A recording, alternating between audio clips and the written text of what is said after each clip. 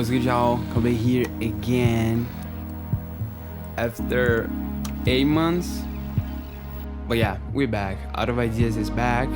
And today I'm gonna break down a sample as I usually do here. And this is a sample called Levi's off of my Vertigo sample pack that just released on Out of Ideas. This pack is definitely 100% my favorite pack that I ever released. Has some of my favorite samples that I made recently, and I'm really proud of it. I really think it's a good pack. Y'all should check it out. And I brought this sample called Levi's. This is one of my favorite samples off of that pack, and I brought it here because I think it's a really effective sample, if I can say that. It's really simple. As y'all can see, there's not a lot of layers, not a lot of stuff going on, but it creates an environment and a texture, and it conveys an emotion, and this is what I'm always aiming for. So as I usually do, I'm gonna play the sample and then I'm gonna come back and break it down. Y'all know how it goes, so let's do it.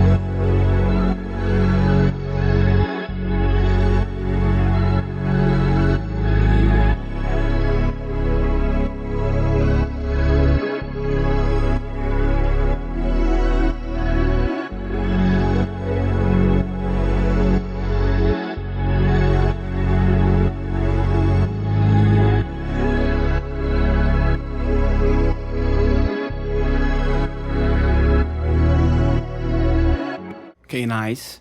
So we're back. Y'all heard how it goes. It goes for another minute now with a couple chops of the things that I did before, but that's the gist of it.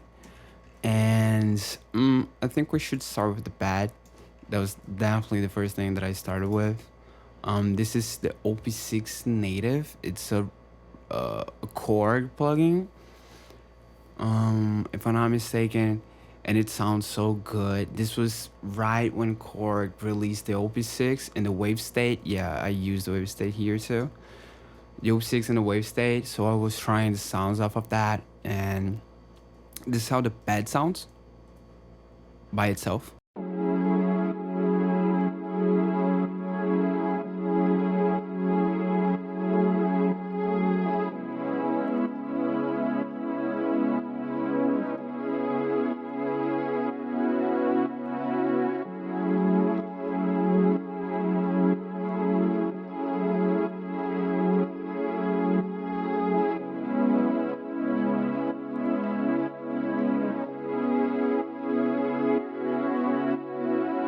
I was waiting to see if I did some type of different thing on the second part, but I don't think so. This pad makes the whole sample by itself. Whenever I think about this sample, and I made a beat out of it, I might break down the beat too after. I don't know, but this sound comes to my mind. I think it sets the mood entirely. I don't know which preset this is, and I do that. This is one of the reasons why I render everything to audio, because it's easier to manipulate, but also because I like not remembering the preset that I use. I felt like whenever I was working with MIDI, I would just always come back to the same presets that I always used. So I rendered to audio. I don't remember what preset this is. I know the plugin because of the render thing. But yeah, um, I always have the MIDIs here, so in case I need to pull the chords back for another thing. So this is the MIDI. These are the chords. Feel free to copy these chords. Slight variations. I play these on my keyboard, and certainly I went back to fix the timing a little bit, but a little bit of this embellishments and little things, but simple chord progression. So this is the main pad, the main sound, what sets the mood entirely for the sample, in my opinion. I definitely did the bass after it, so let's see how the bass sounds. Actually, I forgot. It's been 8 months that I don't do these, so I forgot to go through the through the mixing chain, which is probably the most important part of this. So this is how it sounds raw.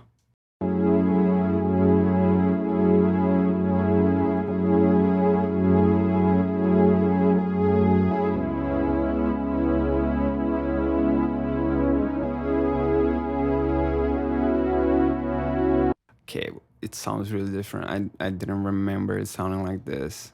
I'm actually curious what I did here, to see what I did here. So, EQA, cutting out the lows. I cut out a lot of the lows. Usually people cut out to the 90 hertz. I cut out a ton, so I'm cutting out to 150. Then after that, an RC20 Vinyl 3 preset with, I don't know, I slightly changed it. I probably pulled the width a little bit, a little bit up. I don't like to use the RC20 EQ2 a lot, so I don't mess with that a lot. So this already gives basically the sound that we had before, right? Like, this is such a difference, a massive difference. Then I use this plugin called Blend. It's a chorus flanger effects plugin that it's really, really, really good.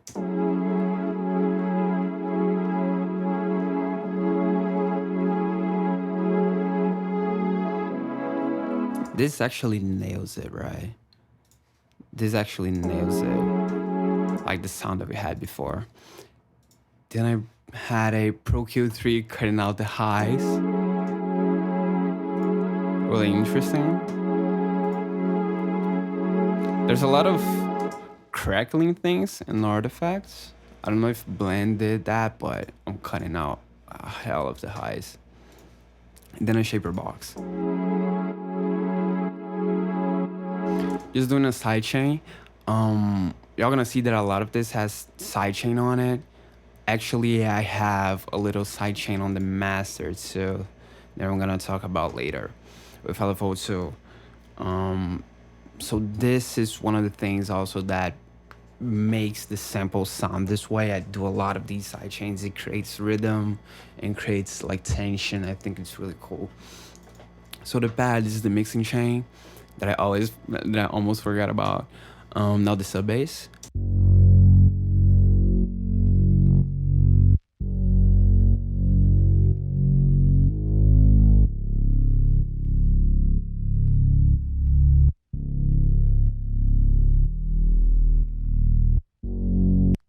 Really standard bass, right? Again, I don't know what preset this is, but you can find a bass like this in any plugin. I have a EQ cutting out the highs. Let's see how it sounds dry. Pretty much the same thing. Cutting out the highs. There's not a lot of highs anyways. And our bass, I use our bass a lot to make it a little fatter. Sausage fattener. for some reason the UI doesn't go all the way, but sausage fattener and shaper box again with basically the same sidechain that I had on the pad. So after that, I have these sliding keys.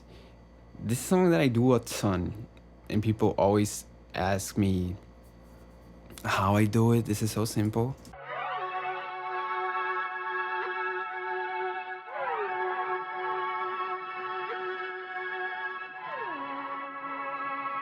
Okay, so certainly I just grabbed the same MIDI that I had for the pad, pull up another instance of OP6 and scroll through some presets until I found this. It's really high. And what I did to have these sliding keys, you're usually gonna find in your plugin in your synth a portamento knob, and you need to turn that all the way up, or not all the way up, but it's to turn that up. You're gonna find a portamento knob or a slide knob, something like that, and then you turn it up, and then it has this sliding effect, this pitch drift, like this pitch slide. So let's see how it sounds dry.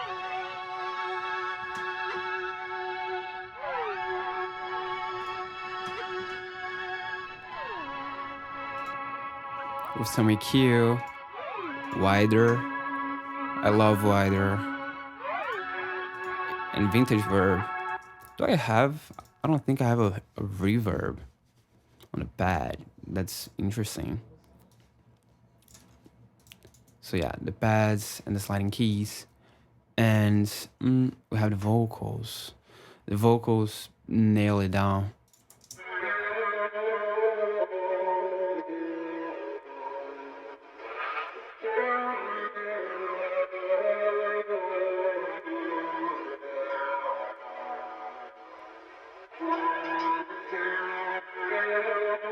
Let's hear the other part.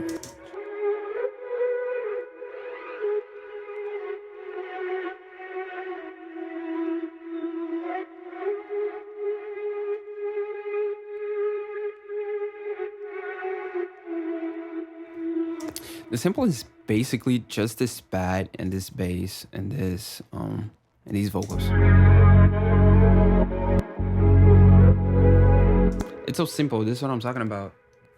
The sample is so simple and it's so effective. These vocals, I probably got them off of Splice. There's a lot of resources that you can find vocals. For example, I pay for Splice. I also have a bunch of vocal bags that I bought off of sites that sell packs. So I have a bunch of these vocals atmospheres that I buy from places. Let's see how it sounds dry. Actually, let me see. Okay, I definitely cut this in some way. Let's see how this sounds dry.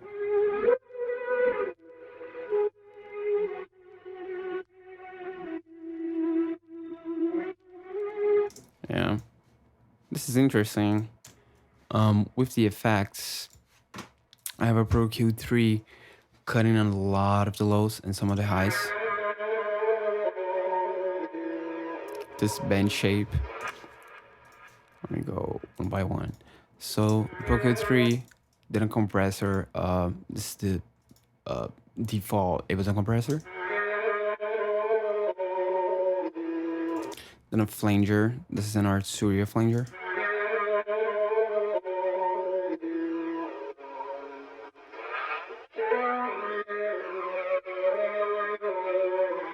This sounds so cool. Shaper box. With the panning, right?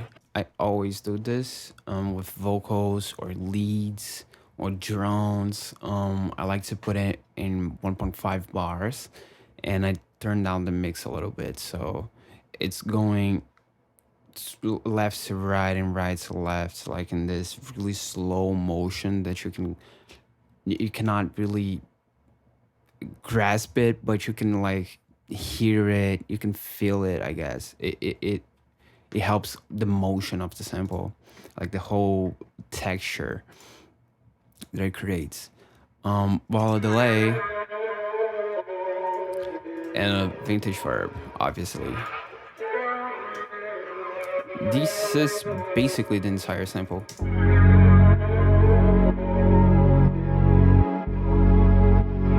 With the sliding keys that come in. Then I have this, I call it cosmic bad. Let's see how it sounds.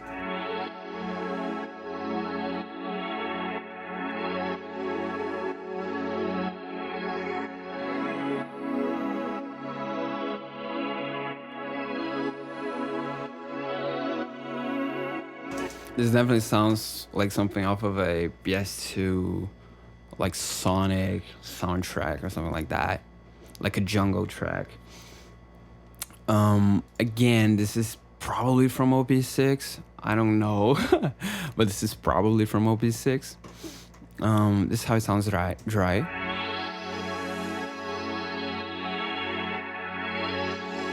So I basically made it more full, right? An EQ cutting a lot of the lows. Then a chorus. This is the Juno chorus from Arceria.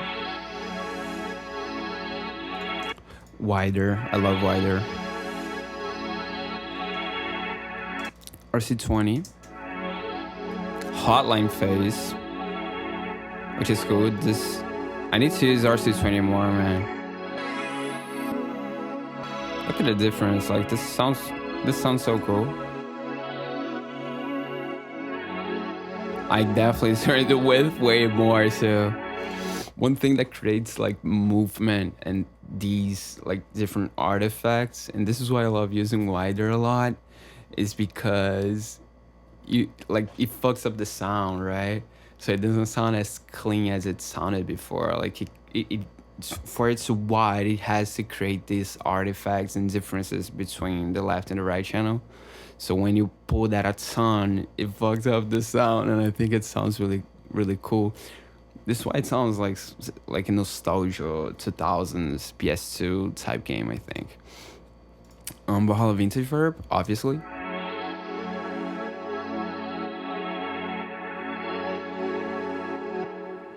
And Shipper Box, again, doing the sidechain.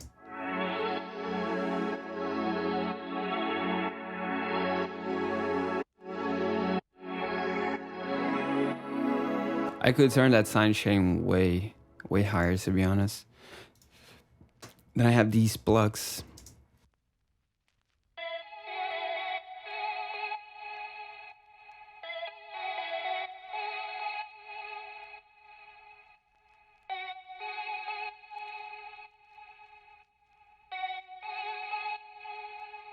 So I felt like I needed to add a melody to it. It's the bass MIDI, chords MIDI, and this is the melody MIDI. So straight up, really simple melody that I played on the keyboard. This is off of Wave State, and I have two of them for some reason. Let's see how these sounds dry, like this bell that it calls. I hate this. It sounds so cheesy. Let's see the plug.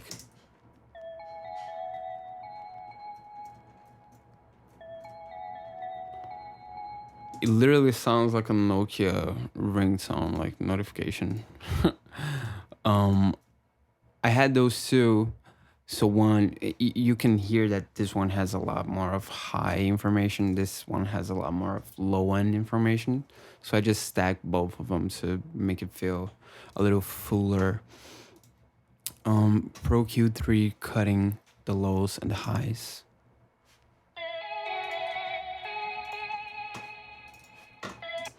Juno chorus. Shaper box for the panning again. Valhalla delay. Vintage verb.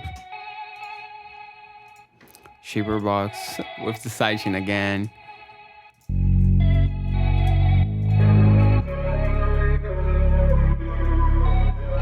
The only thing I did here was to bring it up.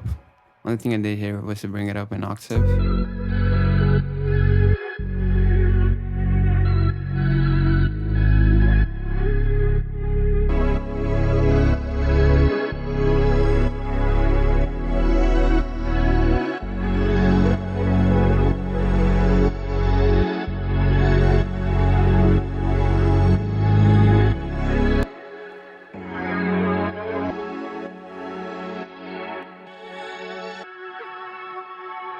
Okay, so I also made a beat out of this sample, and I think I'm gonna break it down too. Also to give an idea of what you can do with the pack. So I'm gonna play the beat real quick, and then I'm gonna come back and break it down. It's just drums. It's really simple, but since I'm here, and I think this beat is kind of cool, um, I'm gonna break it down. So let's hear it and see how it sounds.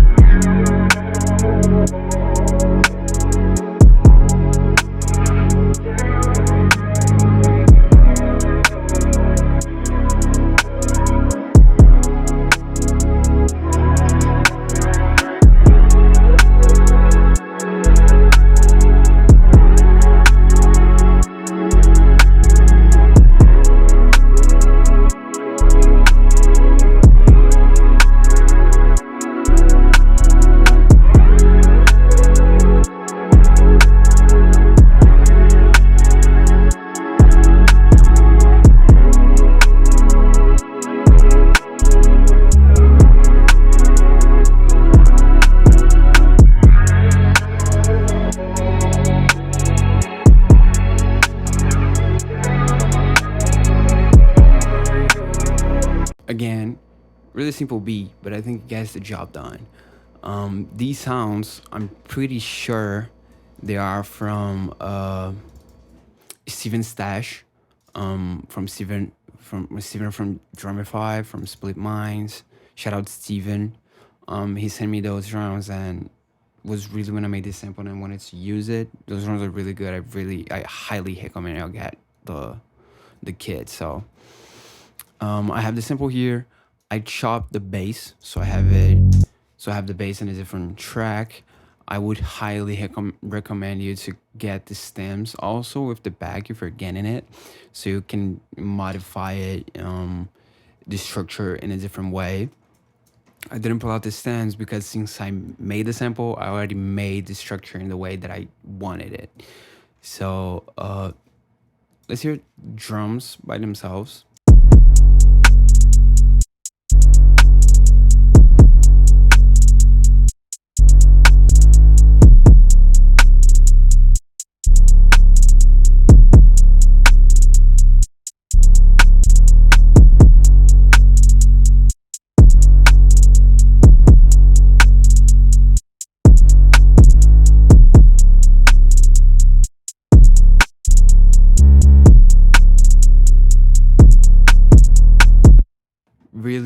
Really simple drum pattern.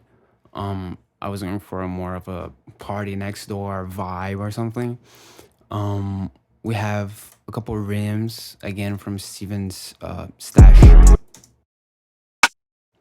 stacked. So one of them, and then I stack it. This one is just like a little click. I made this beat a couple months ago. What I would do if I was remaking this is to just nudge this a little bit. Okay, this is a lot. What? So it sounds like crispier, I guess. Like this. It sounds, I don't know, it has more body than he had before. So this is what I would do right now. Hi-hats.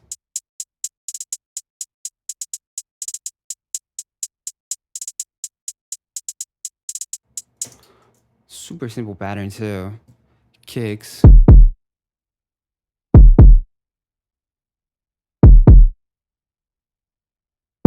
This is the only difference. I have these two kicks coming in on the downbeat, and I have this little pattern that's color different that I have the kick coming in different in a different way, and the bass.